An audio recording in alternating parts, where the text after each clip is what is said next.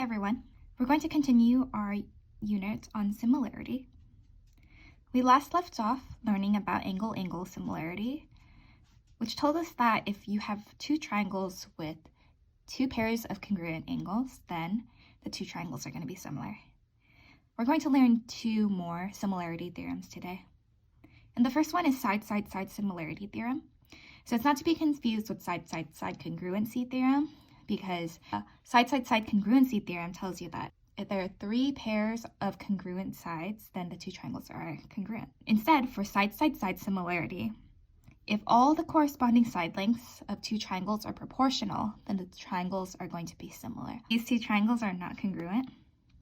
However, if you take the ratio of the corresponding sides, so AB over RS, BC over ST, AC over RT, all those ratios are going to be the same. So then the two triangles are going to be similar. When you use the side-side-side similarity theorem, compare the shortest sides together, the longest sides, and then the medium sides. So we're going to use that procedure to determine whether two triangles are going to be similar using side-side-side similarity. For example 1a, we are asked to tell if triangle DEF or triangle GHJ is similar to triangle ABC. So we need to write a ratio comparing all three pairs of sides for two triangles at a time. If the ratios are all equal, then the triangles are going to be similar. But if you have even one ratio that's different from the others, then it's not going to be a similar triangle. So we're going to use that to tell whether they're similar or not. I'm going to first compare triangle ABC to triangle DEF. The shortest side is AB, which has a length of 8, and the shortest side for triangle DEF is side DE with a length of 6. So I'm going to write a ratio comparing the two. I get a ratio of 4 over 3 after I reduce. Now I'm going to compare the medium sides.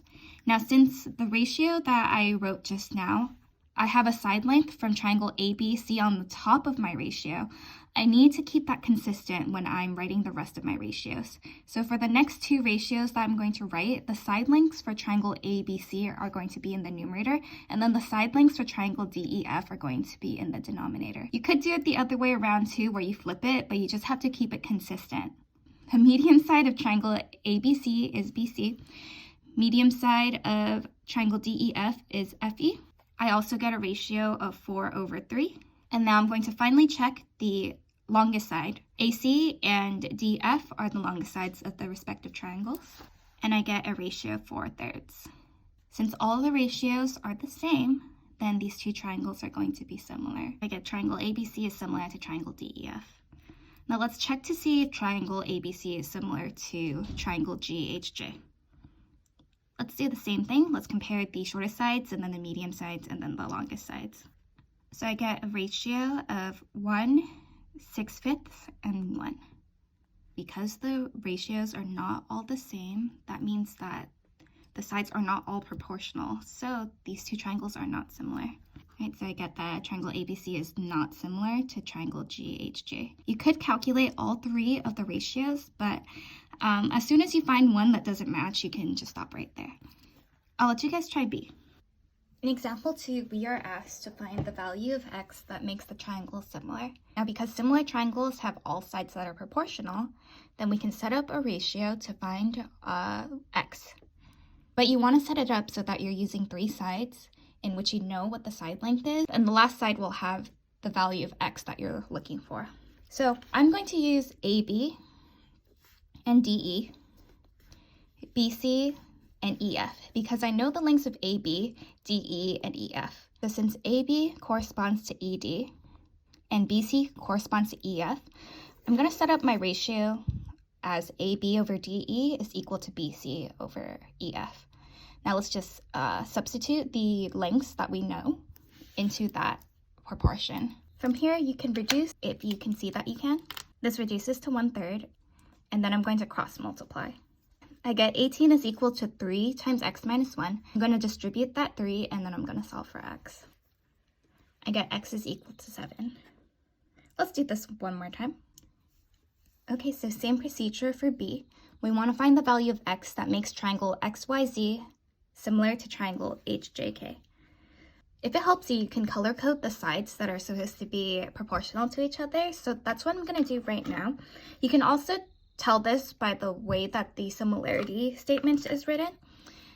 XY is going to be similar to HJ, YZ is going to be corresponding to JK, and XZ is going to be corresponding to HK. But if you're very visual, then you can color code, and that might help you. I have my sides color coded. Honestly, the color coding is more helpful if the triangles are oriented in a way that might be difficult to tell which sides are corresponding, more like in example 2C. But let's just continue. So we want to set up a proportion again using two corresponding sides. Make sure that you use three sides in which you know one side that has the value of x that you're looking for. They are two corresponding sides in which I know the value for. So then I can just use another pair of corresponding sides which with x in it. So you could use xz and hk, or you can use jk and yz. Doesn't really matter which one you use, as long as you definitely use hj and xy. I'm going to use hk and xz, but it just seems like it'd be easier for me to solve. Let me set up my proportion. Hj over xy will be equal to hk over xz. Now I'm going to substitute the values that I know into that proportion. I'm going to reduce the fraction on the left. It reduces to 5 over 1, and then I'm going to cross multiply and then solve. I get 5 times x minus 5 is equal to 30, and I'm just going to solve. I get x is equal to 11. I'll let you guys try C, and let's move on. The last of our triangle similarity theorems is side angle side similarity theorem. So similar to side angle side congruency theorem, but instead of two sides that are congruent, you need to find two sides that are proportional.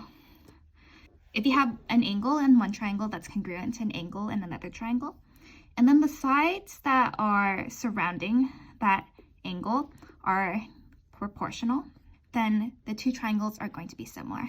So as long as angle X is congruent to angle M, and the ratio of XZ over MP is equal to the ratio XY over MM, then those two triangles, XYZ and MNP, are going to be similar. We're going to use side angle side for the next two problems. In example 3, the diagram is a scale drawing of a triangular roof truss. The lengths of the two upper sides of the actual truss are 18 feet and 40 feet. The actual truss and the scale drawing both have an included angle of 110 degrees. Is the scale drawing of the truss similar to the actual truss? Explain. So I'm going to first start off by drawing a diagram of the actual truss, because this right here is just a scale drawing. So here's my diagram. We know that they both have an angle of 110, and then the longer side of the truss is 40, and then the shorter side of the truss is 18. Now already I can see that to go from 10 to 40, that's times 4, but then to go from 6 to 18, that's times 3. So already I can see that it's not proportional. You could also set up a proportion to see if it works. I'll do that just so you see two different ways to think about this problem.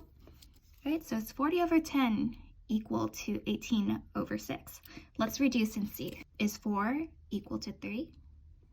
No, it isn't. So because the two sides are not proportional, then the two triangles are not going to be similar. Right? No, because the two sides are not proportional. I'll let you guys try B. You can do it in a very similar way. And let's move on to example 4, our last example for this lesson. In example 4, we're going to explain how to use side angle side to show that the two triangles are similar. For A, we want to show that triangle XZW is similar to triangle YZX.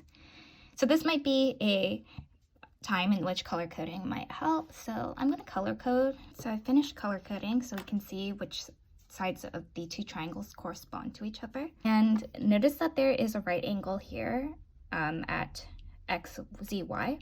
So that means that over here, WZX is also a right angle. So already we have that angle that we need for side angle side.